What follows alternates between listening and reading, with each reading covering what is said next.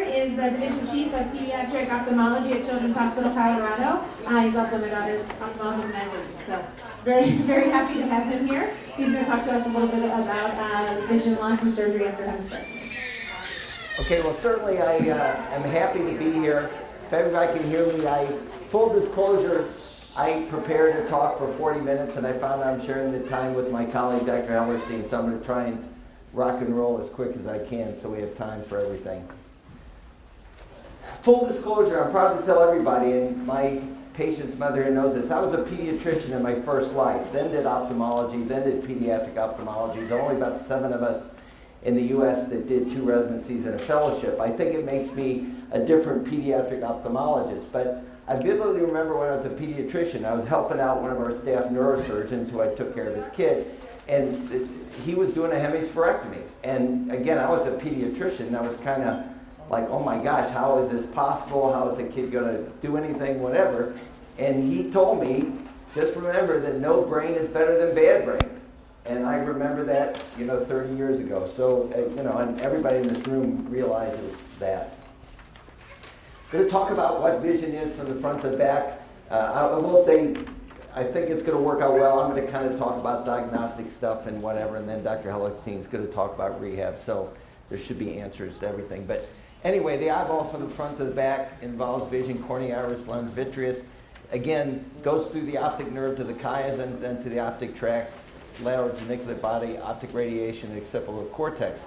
But this is probably, I think, a very good picture that shows exactly what I was trying to say, because when you take out half the brain, you don't take out, it's different than, say, right leg, right arm. It's say, the opposite visual field. Again, this shows it very well. That shows the left field on the, left visual field on the left eye corresponds to the nasal field in the right eye.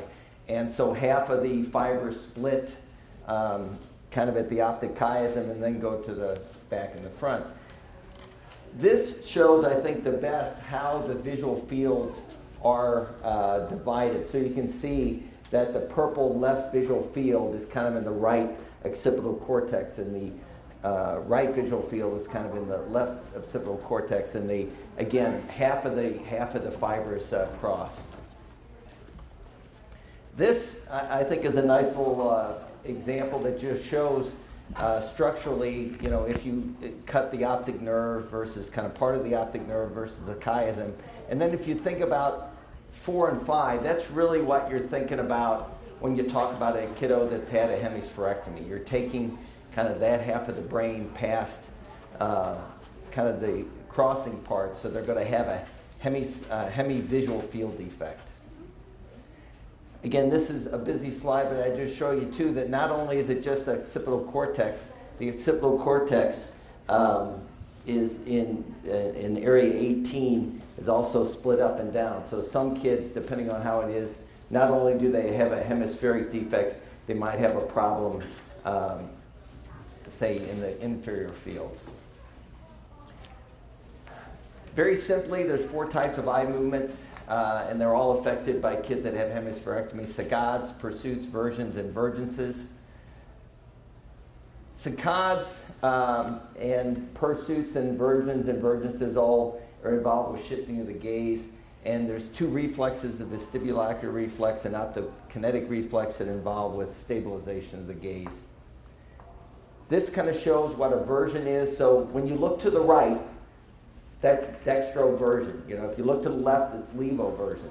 And then a vergence, if you look at the thing on the left, when you converge, your eyes both turn in. So a vergence is looking in a direction. Again, the way I explain saccades and pursuits to my patients, it's really like an old typewriter, and very soon none of my even patients' parents will even know what the hell that is. But a saccade is what brings that typewriter back to the start, and then it's the pursuit movement as you're typing, as the carriage goes across the page. Sorry about that. So I show you this because this is from a couple papers. The MRI on the left is a child that had a functional hemispherectomy, and I presume some that people might have talked about that, but there are techniques where they try and leave something and just kind of disconnect it. Well, this was a child that had a functional hemispherectomy and still had horrible seizures, so the same brain then, they just took everything, and you can see the result of the total hemispherectomy. Again, different side. So for me, this is what I talk to parents about all the time. The visual field, as you can see, is not equal one eye to left, one eye to right. So the left visual field has a larger temporal side than the nasal visual field on the right side. But then the total field gives you that kind of expanded thing that you see in the middle. Again, this just shows a hemifield defect with a lesion on the right post-optic chiasm, so after that break that we talked about. Again, I like this slide because it just shows the kind of specific things depending on where the surgical defect or the brain, because if you think about it, a lot of children that have, say, an interuterine stroke or have some kind of cortical dysplasia or something like that, they might have the equivalent of a quadratic defect. They might be missing a quarter of it just based on the non-functioning brain, but then the total hemispherectomy will pretty much give them a hemifield defect again.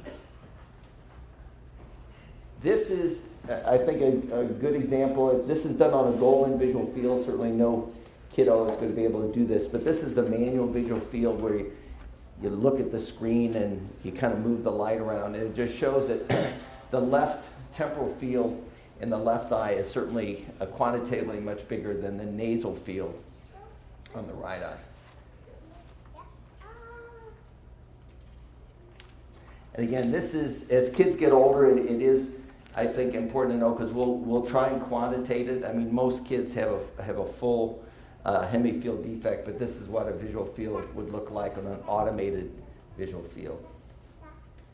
And this I think is a great slide because it really is a great segue to what the incredible audiologist, I was so glad I could listen to that, but this just shows that the hemispheres are not equal.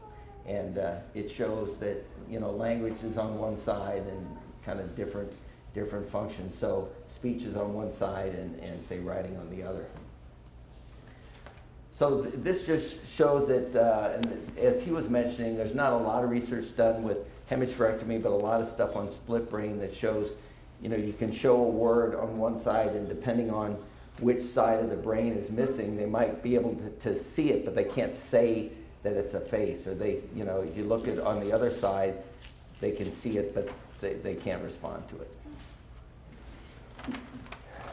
This is an excellent illustration of a child that's had a hemifield defect, and you can see that the child only starts responding to the toy that's coming in when it crosses into that visual field that is preserved. Okay, and this we didn't have a chance to talk about it, but I'm a retired Army guy, and that's where the term being blindsided comes from. If you lost one eye, and you come up on that side, you're coming up on your blind side.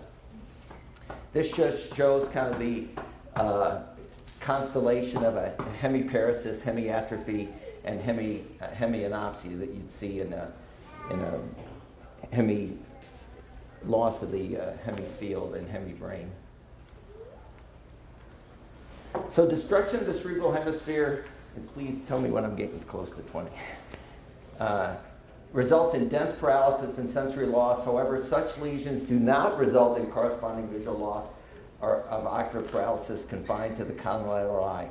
Rather, both eyes are affected partially.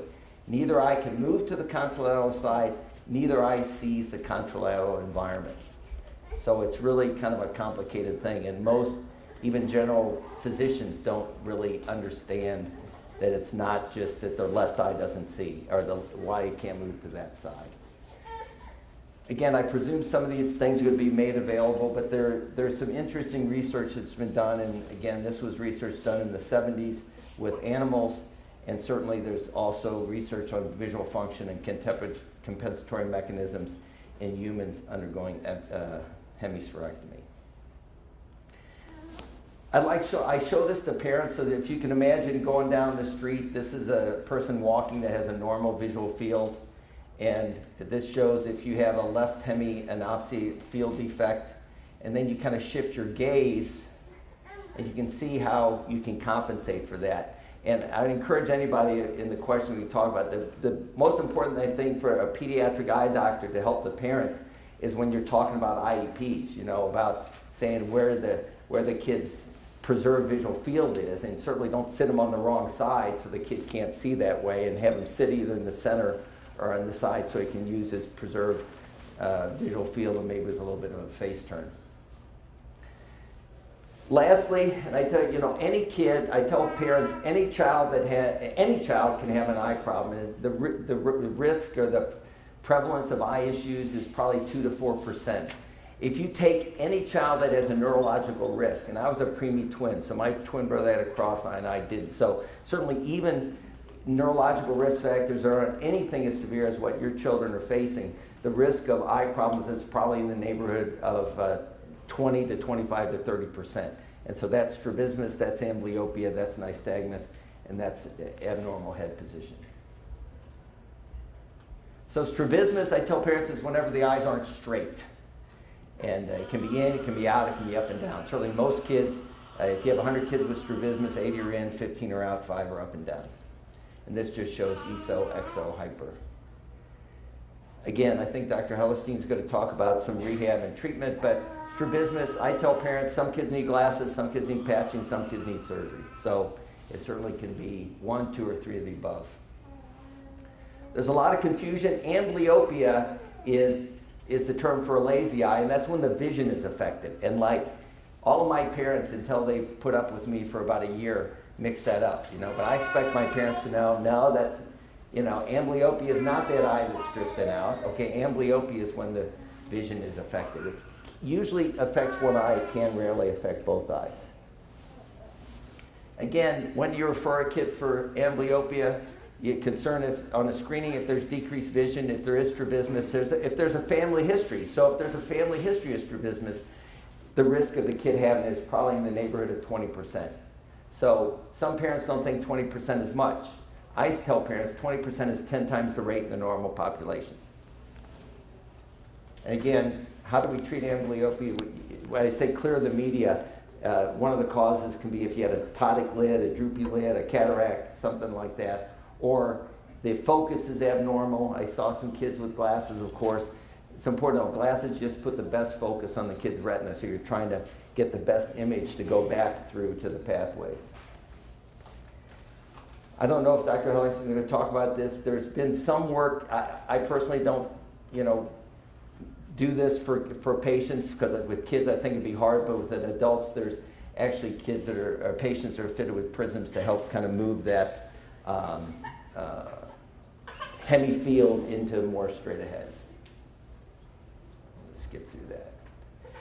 One thing that's interesting, I'll just share, I'm a surgeon, but full disclosure, I think having been a pediatrician, I don't think I can fix everything, and I probably, don't operate on kids where somebody else might.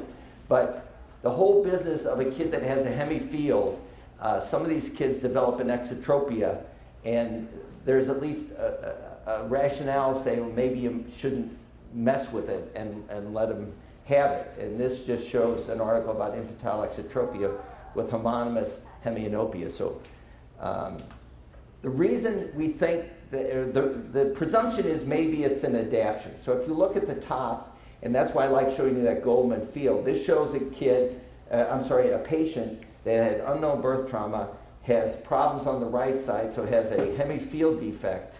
And at age 10, the eyes were straight. And at age 36, the patient has an exotropia. So if you see the top, it's the visual field of this patient. And then with the exotropia, kind of one eye going out, it expands that visual field.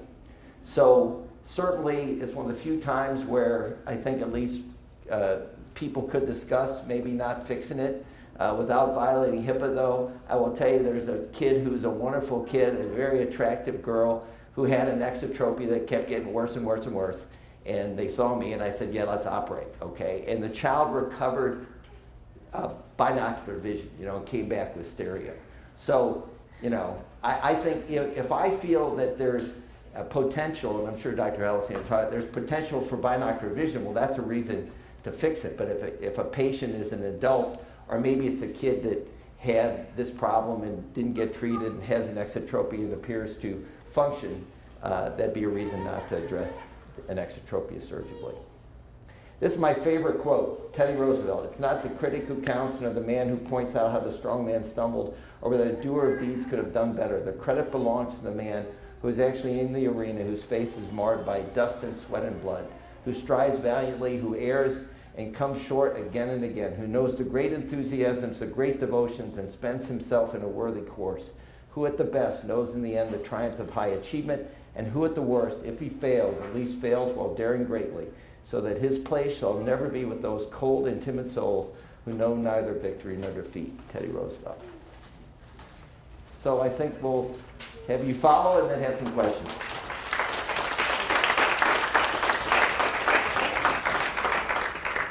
Thank you. You want to change up the mic? Yeah, she needs to be hooked up. You don't have to, you want to wear my jacket? My pockets. While she's getting situated, Dr. Enzenauer, can you explain a little bit, so with the field cut, whether it's right or left, kind of why the eye wanders out? Is it, I feel like I personally had different explanations, I think I've told you. Is it looking for information? Is it not seeing information so the eye goes out? Like what really kind of causes that? I talk loud. So I don't think we really know, but there's probably two mechanisms. As some people have shown, some people philosophically feel like it's an adaptation. You take a hemifield, and with time, it's expanding so that they can see more visual fields in the front of them. I tell people too, though, that the ability of our eyes to hold together is really based on the peripheral vision. So what I mean by that, I'm looking at that Beatles shirt with my 20/20, okay? I know there's people over here, but I can't really see them well. And now I know you got your arms crossed. So the peripheral vision is only about 2400 kind of visual acuity. It's that peripheral vision that holds an eye alignment straight. So I'll just share, the only adults I take care of are adults with strabismus. And if I have somebody that's had bad retinal problems, has like retinitis pigmentosa, has bad glaucoma, has a decreased visual field, they have less peripheral retina to hold their eyes together. So I think so a kid that's had a hemispherectomy, by definition has only 50% of the field that most other people have. So I think it's partially that too, that they don't have as large of a peripheral field to hold an alignment together. Sure. So if you have that, what is the benefit or the risk of the surgery to correct that? Well, I tell people the main risk is the risk of anesthesia. And a lot of these kids, and I tell people, if anybody's bored, you can look up. I wrote an article that says strabismus repair is not cosmetic, because I feel strongly cosmetic surgery is like a tummy tuck, or something like that. There's a lot of, I think, social trauma when we have a manifest strabismus. So the biggest risk is anesthesia, and a lot of these patients are going to have an MRI anyway, for something, or they're having a G-tube, or they have something like that. So the only time I can't double down on a strabismus surgery is if somebody's having brain surgery or open heart. So the main risk is the risk of anesthesia.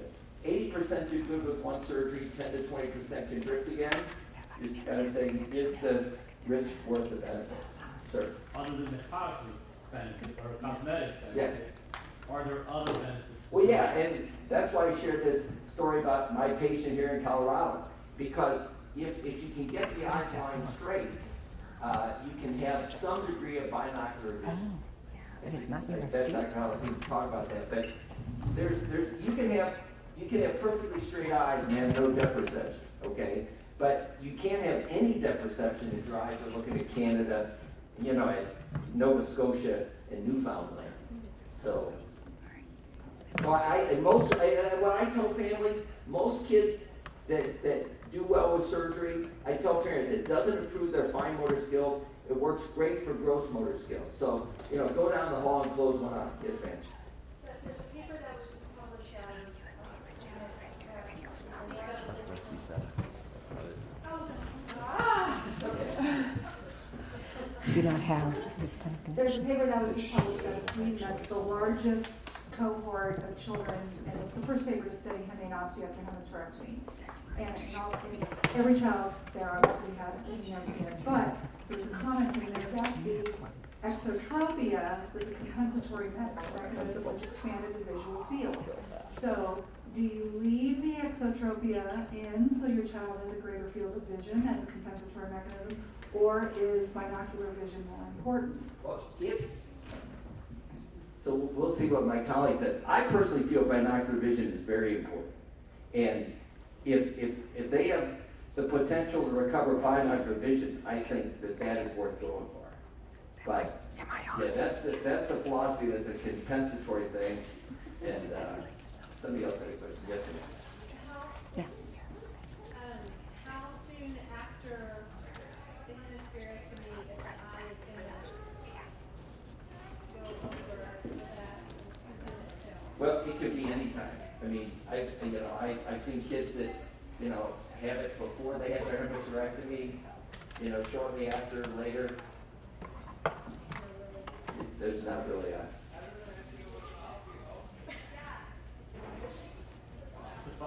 Our son took 10 years before he developed it. Right. Well, and if you remember that. Never a problem. But what you said about, the peripheral field, just keeping it aligned, makes a lot of sense. Yeah. It's hard, honestly, it's kind of hard to understand a lot of things. Yeah. No, I mean, it doesn't. Yeah. Vision, That's why. it's so complicated with these But surgeries. I'll tell you too. I think it's socially not fun to be the wall-eyed kid. Okay. Yeah. And I'm very frank, and maybe there's some other patients, parents in the room here, but especially if the kid's a teenager, I'll ask them. Because I think it's worth, Yeah, but I guess we're always weighing. Oh yeah. Do you, if you're doing it to compensate to get a better visual field, Right. you don't. I mean, there's already enough challenges. You don't ever want to Right. decrease any of that. But if he's getting a different type of vision, benefit from that, plus the normal cosmetic. Right. Yeah, and again, I don't use It's difficult. the to C decide word, this. but it really, to me, is totally a function of when the kid became strabismic. Because like that patient, straight at age 10, had a congenital problem and didn't really manifest until 20s and 30s. So if they compensated with this thing when they're little, I'd say okay, but if they've been straight, it's getting worse and worse and harder to control, I'd give it a shot.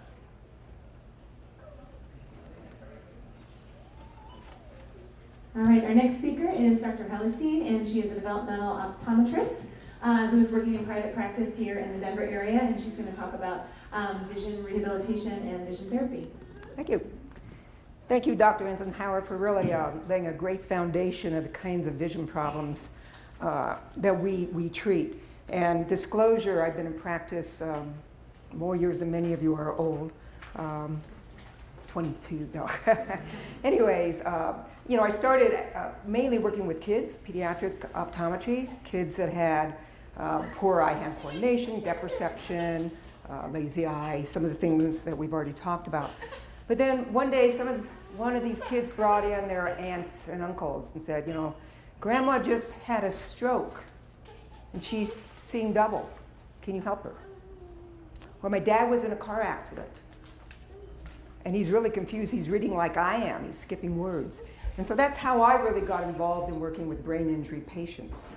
And my practice, I'm part of a full scope optometric practice, but all I do is really work in the vision therapy and vision rehabilitation area. So what I wanted to spend our short time doing today is to really help you get the impact of the vision problems that many of your kids are experiencing, and then talk about some of the rehabilitation techniques that are very helpful. And thanks to our audiologists who laid out foundation for auditory training, there's so many similarities in the auditory and visual systems. And we've been doing vision therapy for almost 100 years.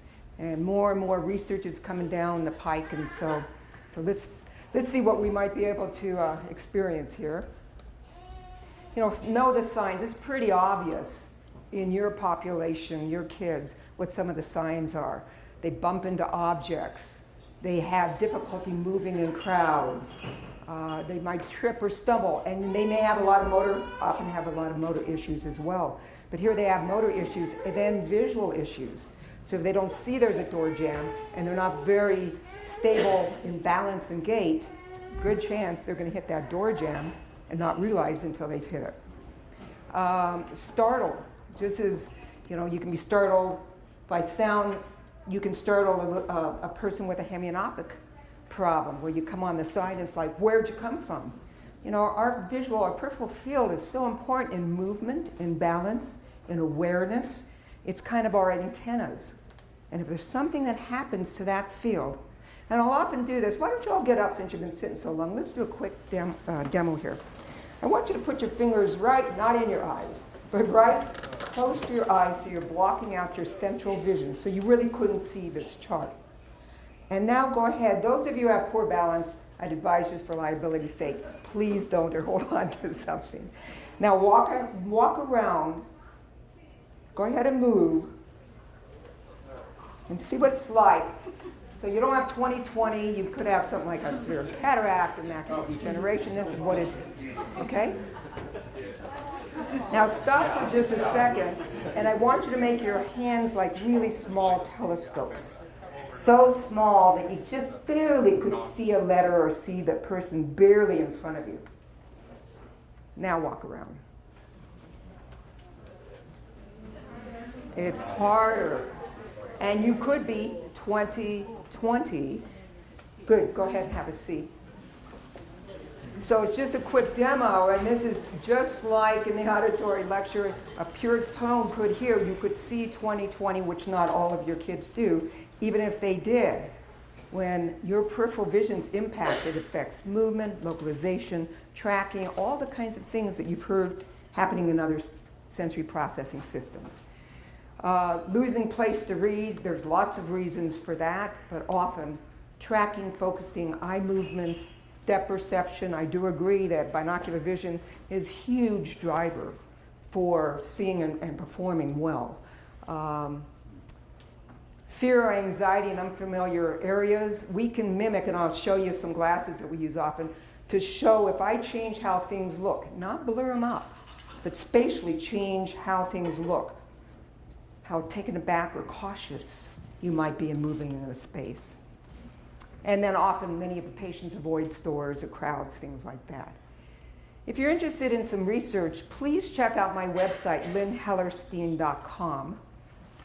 And then there's a Learn More tab and resources. And I've put up some, I have it by category, if it's more about vision therapy, more about brain injury, special needs kids. We work with a lot of gifted kids who have eye-hand coordination problems. So I have my articles organized by subtitles like that.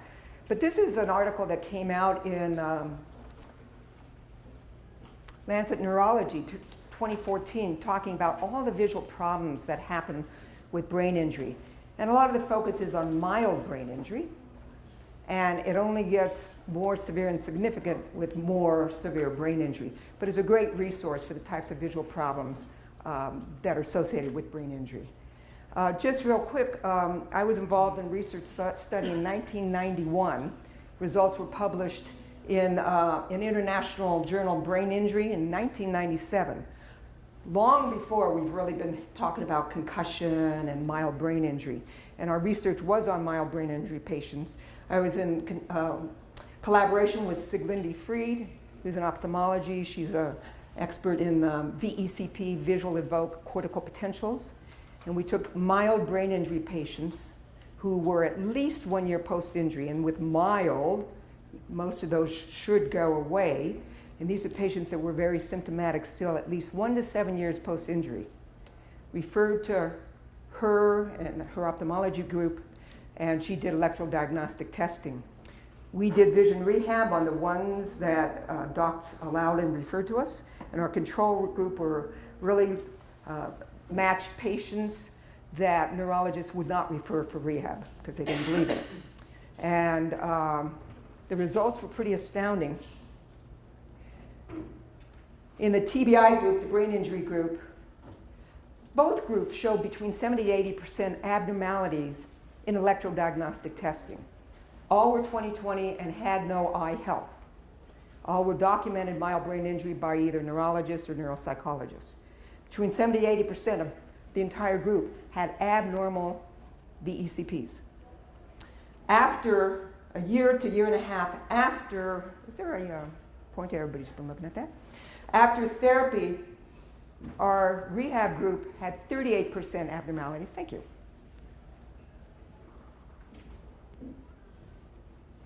I know, I laughed at all the people who were trying to figure this out. 38%, yet the group that received no rehab, and again, this is 1 to 7 years post, so a lot of the spontaneous recovery should have occurred.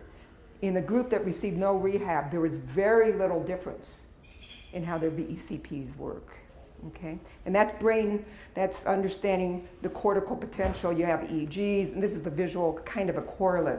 What goes in the eyes, what's registered, the occipital cortex. How much, how fast. Okay, and so I am in private practice, but we did publish a study since then. There's a lot of other studies looking at research and the types of visual problems, and just beginning to show more and more research on the impact of vision rehabilitation, not only on function, but also some of these brain measurements. So we've talked about, these are the common problems. I try to group them together. Hemianopsia, which I really won't go through because you've already talked about it. The one thing that's really important is not all hemianopsias are created equal, meaning even if it might look like it's full, some patients function like they do see something over there, and some patients are totally unaware. And if you have any part of that field that is salvaged, even a little part of it, it's almost like you have the quadrant. So just because you have a label doesn't mean that you can't see anything. But there are some patients, by all means, that it's as good as not being there. Okay? And I really encourage you, and I did see some goggles, and I've made some glasses by just this great tape of experiencing what it's like to have a hemianopsia. And this is really, really important for you to show your teachers and your therapists and other professionals and other people working with your child, because they go, oh, he just doesn't see over there. And the first thing they do is go on the side of the field loss and start talking to him. You ever have that? And they go, why aren't you answering me? And I'll do demos when we have more time where I'll put this on a normal seeing person and get on their field loss side and ask the math questions, and they can't do the math. They can't think very well. Yet if I come on their side they're seeing, they have it. So it impacts not just I don't see, it's like it's not even real initially. So I encourage you to mock up some glasses, and thanks to Sam, one of my patients in the back here that worked with us years ago, he created his own little glasses. Very easy to do, where he just marked off part of the field. So you don't need anything fancy. You can take an old pair, pop out the lenses, get rid of the side, and then let people walk around and try to function. The first thing they're going to do is, oh, that's no problem. Head turn, gaze to the side. And you go, no. Let's say you don't know how to do that. Now operate. And leave the dishwasher door open, or things that you know not to do. And now they'll understand why it's important not to do those things anymore. So thank you, Sam. Exotropia, there's certainly all types of strabismus, but after brain injury, often we see a lot of patients with exotropia. And again, Dr. Enzenauer has really covered that well. Your options, I've added a couple options. Surgery, vision therapy, sometimes both. We'll often see patients after surgery to help with binocularity, infusion, and stability. And sometimes do nothing, which you just started that conversation of, gee, should we really correct that exotropia because of the field of vision? I have a slide of a patient. We'll talk about that in a minute. And then I've lumped a lot of the other visual pieces into visual processing. That's going to include the eye movements, the visual understanding, all of these kinds of things that we're going to talk about. So I want to give you a quick demo. Can you read this, anybody? Or is it too far? Are you too far? Is it too small? All right, so this is like a regular classroom. Didn't you have your eyes checked yearly? Don't you have the right glasses? I assume you see 20/20. So that's what happens in a typical classroom. And if you're too far back, you may or may not see the board. But some of you can see it, right? Okay, so you're my class. I'm going to grade you today. You didn't know you got grades in this course, okay? And this is going to your parents. So the pressure's on to do well, and this is a group activity.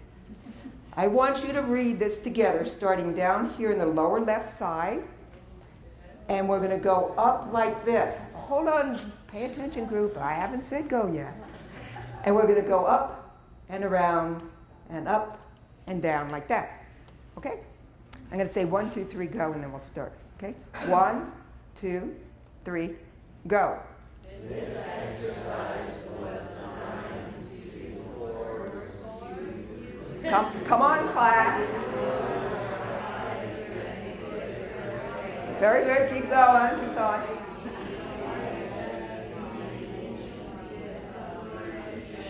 Class. All right. All right. Time out. This is actually a very good class. So was this easy or hard for you? Now, how many of you can read? Majority, okay? Not all. Why was it hard? You're not used to that type of an eye movement. So imagine yourself after stroke, after having surgery, that all of a sudden your eyes and brain aren't working like they used to. Let's assume that they used to work. Well, that's not always an assumption we can make. But now you have to relearn this whole pattern of an eye movement. But what's even more important, how did you feel doing that task? Stupid, frustrated, and hard. Do you want to read very much if it's that hard? So I show this to teachers all the time because I want to demonstrate if vision's a problem, no matter what the problem is, look at the emotional impact it could have. Frustration, avoidance of task, okay? Now, if you're interested in these, by the way, a lot of this is on my website under resources, and it's just a great way to demo to other people what it's like when your eye movements are impacted. And we actually have some instrumentation, just as Dr. Enzenauer talked about SCADs. Can you see this little red, I'm trying to keep up it, not my light, but you see that little marker there? This is called the visograph. It's an eye track. This patient is reading silently, and we can actually record how their eyes are moving on the page.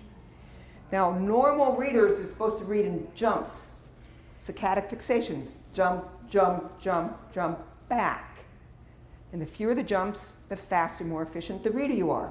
But what's happening with this patient? You see, they're not going back to the end, they're in the middle, they're going back and forth and back and forth. So again, a great demo, if the child or adult's able to read, we can record this, and we do this throughout our rehab therapy, where we can actually see eye movements improve, speed improve, and we always monitor comprehension. So it's, again, a great demo when people go, well, you're not tracking well. What does that mean? They'll go, well, you know, that's not the eye movement you use for reading. So it's a great demo to help people understand this is tracking. And if you're all over the page, how are you going to comprehend? How long is it going to take you? How much are you usually going to like to read? Okay? And these are the kinds of printouts that we get. This is what a normal reader would look like. Here's the left and the right eye. And you see a series of saccadic fixations. And then back, like the typewriter back. Here's an abnormal where you see forwards, backwards, forwards, forwards, backwards, forwards, backwards, forwards, backwards. Okay? And it's developmental. You don't expect a first, second grader to look like that. I have a lot of college kids in law school and med school looking worse than that. Struggling, wondering why it takes them so long and they can't get the work done. Okay? So we've alluded, again, had a nice talk on auditory processing. We haven't heard much about visual processing.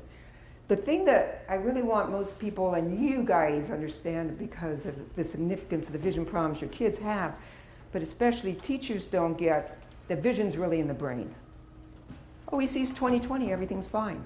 He hears clear tones, everything's fine, same thing. And so what are some of the symptoms or the signs of children with visual processing problems? Well, a biggie, if they're able to do any kind of puzzle work, if they just avoid that or they're just not developmentally understanding size, shape, form, puzzles, big sign there's probably some visual processing difficulties going on. I love when the parent comes in, oh, he's just all auditory. Tell him anything he knows. When he has to read it for himself, can't do it. Something's happening from a visual perspective. Or the kiddo who spells phonetically, they spell it the way they hear it. Great spellers usually see it in their mind. Reading comprehension. How many of you like to read or are pretty good readers? Good number. When you really read a good book, do you really notice the print on the page? What do you notice? The story, the movie. It's like a movie. When somebody says to me, reading is boring, I can bet that they're not visualizing. They're not getting that translation of written language into imagery. Now you might say, is that what an eye doctor does? Well, that's what we do in vision therapy. That is not routinely what most eye doctors work at.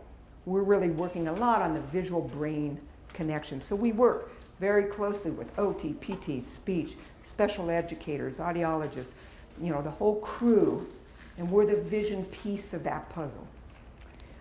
Some kids, they can memorize anything, 2 plus 3, 3 plus 4, and then you say, what's 4 plus 3? I don't know. They're historians. They're historians and memorize, but they're not creating imagery. And you might be able to tell that imagery is really my real passion in my field, working with kids and adults to improve their visualization. So we're improving vision outside as well as within. Okay? And if a lot of this work's done with athletes. The athlete who practices and then blows it. Many of these athletes are great visual imagers. But imagery is very, very powerful, be it good or bad. So if you always, I'm going to miss it, I'm going to miss it, I'm going to miss it, guess what? You miss it. So if you can learn how to change the images and the pictures in your mind, that's a very empowering thing that we do with patients from very low function to high level athletes.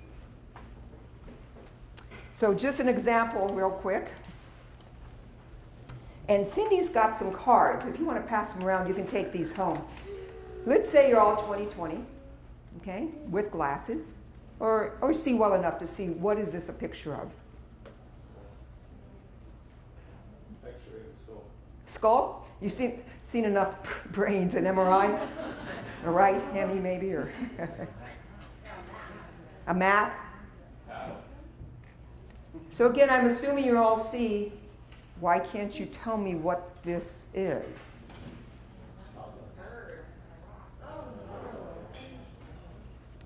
Oh, it's a cow. Some of you still may not see it. I'll trace it here. Truly.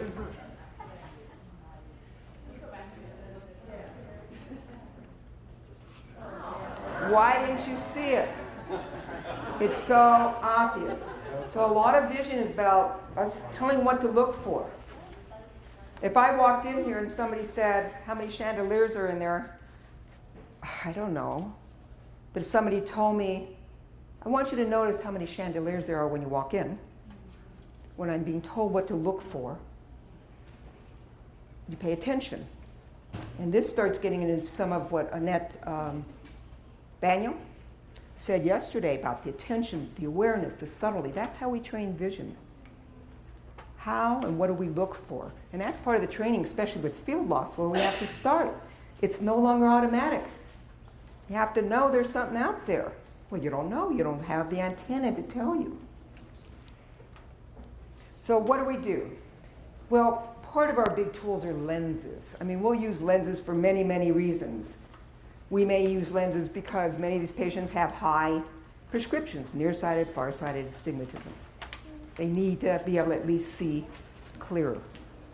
But a lot of times, when we have such motor and other kinds of brain involvement, their accommodation, their focus system is very, very weak or not working well at all. So many of these patients get special reading glasses. I don't care at what age they are. This little gal over here actually has yoked prisms. And just, again, because of time, we don't have time to demo them afterwards. I'm happy to stay and you can try it. These are prisms. Many of you have asked me about prisms. These are called yoked, meaning the base, the big fat parts in the same direction. And we will often use these kinds of prisms in therapy, but especially with patients with field loss. If they have a right hemianopsia, and they don't know what's happening there, I might be able to give them prism to pull some of the world over to them. Your slide that you had was great of showing how that field increased. And so these are a tool that we'll use. This little gal, her mom called me after we gave her some glasses, and she says, I don't know if she likes them, but my walls love you. Because she was no longer hitting all the door jams with her wheelchair when she had her glasses on. Now, this is the patient I was talking about where a young man was in a serious car accident, ended up with, he was in coma for months and came out of coma fairly functional, which is really surprising. He was an exotrope, you can see the eye out, he had hemianopsia. He was a huge exotrope, probably about 50, okay? So I thought about, should we send him to surgery? But we started playing with some prisms, and I don't know if you can see, there's kind of a funny reflection. This is a prism right in the center of his vision that takes some of the exotropia down, and what it did when we plotted it out, it increased his field of vision. So that he had a left hemi, he couldn't see here, but he could see all the way over here with this eye and this eye out like this. And if we took off the prism, he'd go, I don't ever see my foot when I walk. Put on the prism, goes, I see my foot. So this is an example of the expanded field. Does it work all the time like that? No, it's one of those things we just have to try and get feedback. But he's been wearing this probably for 15 years. He still comes in and gets new ones, and he mainly uses it for mobility. And so we talked, do we want to straighten the eyes? And he goes, oh, I'm really comfortable moving. I'd like to just stay where I'm at. So, that's where we weigh, could he get binocularity? We don't even know that for sure. But for movement, he just feels a lot safer. Now, Dr. Enzenauer did refer to, there are a lot of prism systems. I don't use these really much for kids. I use these more for strokes and adults. This is the system that I just showed you the picture of. And so let's say he's a right hemi. They have to have enough awareness and cognitive ability to go, look in there. Otherwise, it's just gone. But if they're higher level, they can look in there and I can see over here. So they get really well trained. So certain groups, if they don't really have that awareness, then we'll usually stay with the yoke prisms because all they do is look in the prism and the world changes for them. But there's a number of, we can try these with real inexpensive prisms to see if it works and things like that. We'll try this with many of our patients before we ever prescribe these. Let them try it. And really we base a lot of our prescriptions from their mobility, from how well can they localize or move or walk or things like that. We had a little gal who was visually cortically impaired, which we haven't even talked about, but very decreased vision, has been given that label, cerebral palsy, can barely get up off of her knees, W-sits. And in this case, we tried some prism on her, and she got up, and we were all like, and the mom and I looked at each other like, where's my video when I need it? Does it always happen like that? No, but it's something that we just try. Does this help? Does this help? What if we visually, and maybe not now, but as they get other skills in place, you go back and see, what can we do? This is one brain, one system. What can we do visual, motor-wise to improve performance? So let's look a little bit about therapy. Vision therapy involves types of patching. Traditionally, this is what we used to do for amblyopia, and a lot of new studies showing that we do not have to patch for all day, like what was in the literature. And actually new research is showing doing a lot of therapy with both eyes together, one eye doing more work. So the field's evolving. But in this case, if somebody has double vision and walks in right away with an immediate problem. My dad had a stroke, and I took him to Rose Hospital. And I knew he had a left field loss because we walked in. Do you remember Rose Hospital from way back? And we walked in, he goes, "When did they allow smoking here?" Big sign, "No smoking." Okay? Right away I knew he had a left field loss. And he goes, "There's something wrong with my trifocals." He was an optometrist, but when he had a stroke, all his learning went out the window. And he had double vision. And he couldn't figure out his glasses, and so it's when you used to be able to get into the drawers of ER. You can't anymore. I took a little piece of tape and put it right here in the center of his vision. We call it a spot patch. And he goes, "Oh, that's good. Let's go home. I'm fine." You know, because I got rid of double vision just like that, momentarily. You know, but it works great because double vision is a great anxiety, frustration, real stressful kind of thing. Little kids, when they're born with these kinds of problems, usually don't have that kind of double vision. But if somebody has a car accident, a brain injury, a stroke, and acquired double vision, that's very difficult for them to handle. So we'll try different types of patching by nasals, by temporals. With our mild brain injury, putting these on often softens the world, and you can just see them relax in their breathing. So we do all different types of patching. And then we do a lot of vision therapy.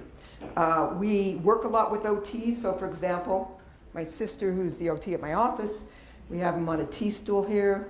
They're doing a focusing kind of a task. So we try to integrate at whatever level we can start with. But truly, many of these patients, we have to start on the ground. Just can you start looking and watching objects? So we have to chunk it down, chunk it up, just depending on what level of performance they have. We actually see a lot of gifted kids. We're doing research right now with changes in IQ after therapy. And I'm not making it up because we've already seen it on some of our cases with psychologists.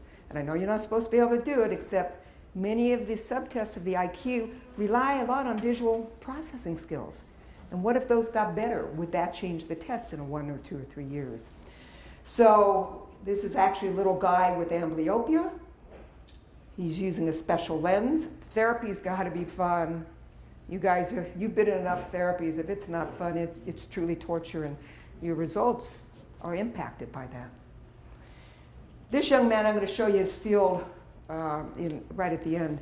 He was in a serious motorbike accident at age 9, and he lost a lot of his vision, double vision, couldn't walk, talk. He was a gifted kid before, and he was a gifted kid after, with a lot of visual motor problems. He ended up going through the School of Mines. He ended up going through med school. Now he couldn't drive, because when you see his visual field, you know why, so he walks everywhere. A year ago, first couple months of his residency here, he got hit by a car in the crosswalk. All of this flared up again. And so we've worked with him again, and he's this close to getting back into his residency. But when you see his visual field, it's like you guys seeing your MRIs, you go, "Oh my gosh." And then the kid gets up and walks and talks, okay? So here's some of the eye movements. We do tracking. One thing that I just want to show you here. Do you see these numbers here? 1, 2, 3, 4. We'll use this if you're on a tray, like eating tray, if you're walking through the door. If you have patients with field loss, mark the parameters with their favorite toys or cartoons, if it's an older person, their grandkids, and before they ever move, you scan that parameter. It will, once they see it's there, if they have enough memory to sustain it, it'll help them a lot from being surprised where the right side of the door is. And those of you who are interested, I actually, on my website, there's a vision rehab handout that I'll often give to OT, PTs, and families. And some of the basic tracking, this 4-point scan I showed you, some of the basic activities are there that you can look at and work with. We'll do visual motor techniques just to show you some of how therapy's gotten fun. Time out? Okay? Yep, let me see if there's the adaptations you referred to. I want to make sure you know. Field loss to the wall so that the rest of the world is open if they're sitting in a classroom. Don't move around furniture a lot, especially initially. There's a whole sequence on markers for reading. Here's a quick marker. And let them feel it. Put Velcro or felt on the marker so they tactily can feel where the edge of the page is. And practice makes permanence in any therapy. I'll be happy to answer driving questions later. And here's some resources. Time goes so fast.